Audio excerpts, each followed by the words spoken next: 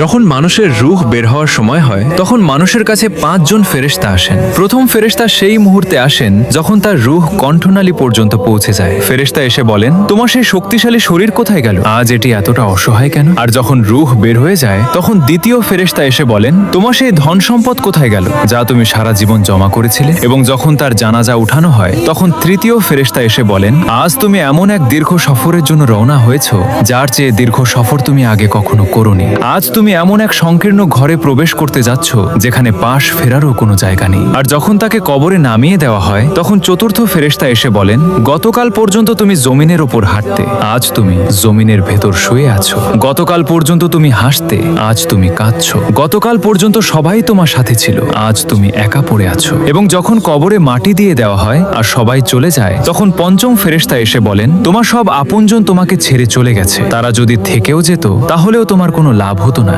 আজ হয় তুমি জান্নাতের সুসংবাদ পাবে, না হয় জাহান্নামের বেদনাদায়ক আযাবের মুখোমুখি হবে। আল্লাহ পাক আমাদের সবাইকে ঈমানের সাথে মৃত্যু দান করুন, আমিন। কমেন্টে আমিন লিখুন।